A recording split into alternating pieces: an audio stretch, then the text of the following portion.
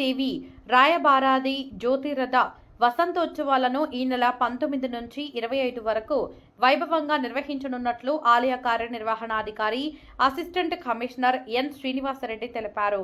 ఆదివారం నిర్వహించిన పాత్రికేయుల సమావేశంలో ఆయన ఉత్సవాల వివరాలను వెల్లడించారు. ఈ నెల 19న పన్నేరపు బండ్లు తిప్పుట ప్రకారం రథోత్సవం, 20న శ్రీదేవి భూదేవి సమేత శ్రీ చెన్నకేశ్వర స్వామి కళ్యాణోత్సవం నిర్వహిస్తారు. 21న అమ్మవారికి కుంకుమార్చన అనంతరం సాయంత్రం రాయబార మహోత్సవం జరుగుతుంది. 22న సహస్రనామ కుంకుమార్చనతో పాటు పసుపు కుంకుమ పట్టు వస్త్రాలతో అమ్మవారికి ప్రత్యేక అలంకరణ చేసి జ్యోతి మహోత్సవం నిర్వహిస్తారు. 23న రథోత్సవం పోవడం, 24న రథోత్సవం రావడం కార్యక్రమాలు నిర్వహిస్తారు.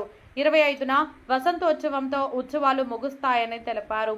ఈ ఉత్సవాలకు ప్రత్యేక ఆహ్వానితులుగా రాష్ట్ర మంత్రి బీసీ జనార్దన్ రెడ్డి, నంద్యాల ఎంపీ బైరెడ్డి శబరి హాజరవుతారని చెప్పారు. కర్ణాటక, మహారాష్ట్రతో పాటు 2 తెలుగు రాష్ట్రాల నుంచి లక్షలాది మంది భక్తులు తరలివస్తారని భావించి తాగునీరు, నిమ్మరసం, చలువ పందిరులు, క్యూ లైన్లు తదితర సౌకర్యాలు ఏర్పాటు చేసినట్లు తెలిపారు. భక్తులకు ఎలాంటి ఇబ్బందులు కలగకుండా అన్ని శాఖల అధికారులు సమన్వయంతో పనిచేస్తారని ఆయన పేర్కొన్నారు.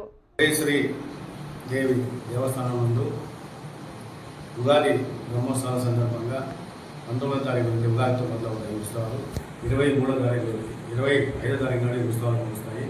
నేను ముఖ్యంగా ఉగాది రోజు నాడు పన్నెండు రోజులు కూడా ప్రాకార రథోత్సవం ఉంటుంది సాయంత్రం 6 గంటలకి. అలాగే 20వ తారీఖు నాడు శ్రీ చెన్నకేశ్వర స్వామి వారి కళ్యాణోత్సవం ఉంటుంది. ఈ కళ్యాణోత్సవానికి వచ్చినటువంటి భక్తులందరికీ కూడా కళ్యాణం కలిగించిన భక్తులకు కళ్యాణం తదనంతరం ప్రతి మహిళలకు కూడా విస్తరలు, జాకెట్టు, అలాగే కళ్యాణం అయిన తర్వాత ఊళ్ళో గ్రామోత్సవం కూడా కళ్యాణం అయినటువంటి అక్షంతల తలంబరాలను కూడా ప్రతి ఇంటికి కూడా ఇవ్వడం జరుగుతుంది. ఈ సంవత్సరం కొత్తగా చేస్తున్నాము. అలాగే ప్రతి గ్రామంలో ప్రతి ఇంటికి కూడా బొట్టు పెట్టి శ్రీ స్వామివారి కళ్యాణానికి రండి అని చెప్పి కూడా ఈరోజు 4 రోజుల నుంచి ఆహ్వానించడం జరిగింది. అలాగే 27వ తారీఖున అమ్మవారికి రాయబార మహోత్సవం ఉంటుంది.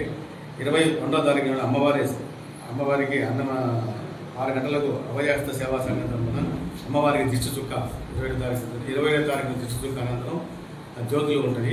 23వ తారీఖు నాడు ఈ జ్యోతి వారి మహోత్సవం అత్యంత వైభవంగా నిర్వహించడానికి ఏర్పాటు చేస్తున్నాము.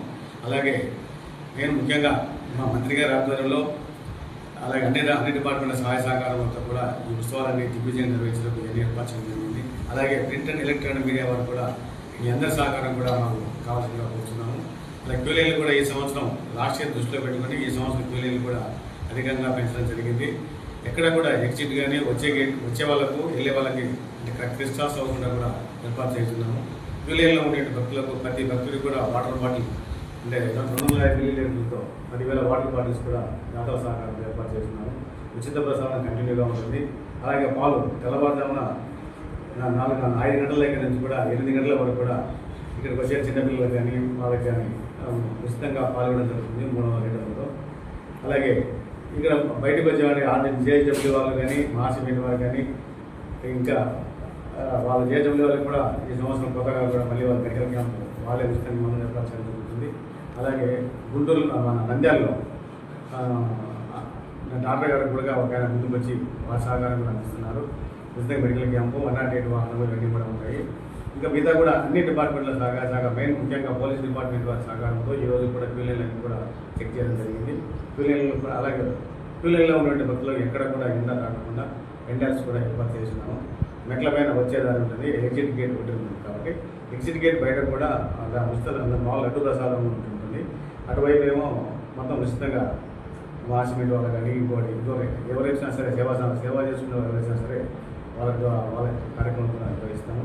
అలాగే 10 రోజులు కూడా సాంస్కృతిక కార్యక్రమాలు ఉంటాయి. ఇక్కడ అనేక స్వచ్ఛంద సేవా సంస్థల వాలంటీర్స్ కూడా ఉపయోగించుకున్నాము. భక్తుల రద్దీలో దృష్టి పెట్టుకుని గత సంవత్సరం అనుభవం దృష్టి పెట్టుకుని ఈ సంవత్సరం కూడా క్యూలైన్లలో ఎక్కడ కూడా ఇబ్బంది కలగకుండా అన్ని డిపార్ట్మెంట్ సహకారంతో ఏర్పరచడం జరిగింది. ప్రధానంగా ఏర్పాట్లు ఎంతవరకు వచ్చింది సార్? ఇప్పుడు దాదాపు లైటింగ్ కూడా పూర్తి అయిపోయింది. ఇక బ్యారికేడ్స్ ఇప్పుడు కొత్తగా ఏంటంటే కింద పెండాల్స్ చేస్తాం. బ్యారికేడ్స్ క్యూలైన్స్ కడుతున్నాము. దగ్గర ఒక 500 మంది స్టాండ్ బై ఉంటారు. అక్కడ 500 మంది అయిన తర్వాత పైకి వచ్చేస్తారు కాబట్టి ఎక్కడ క్యూలైన్లో కూడా ఎక్కడ ఇబ్బంది లేదు. భక్తులు ఎంతమంది వస్తారని అంచనా వేస్తున్నారు సార్? ఎంతమంది తరలిలో వచ్చు సార్ భక్తులు? ఒక 50,000 ఉంటుంది సార్ ఇది అనుకుంటున్నాను. 50,000 బ్రహ్మోత్సవాలు.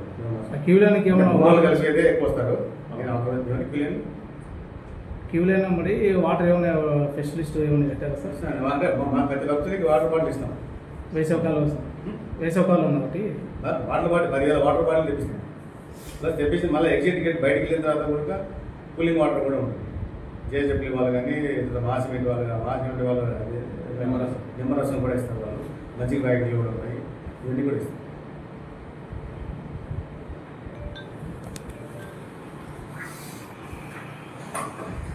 లోపల తీసుకోవాలి.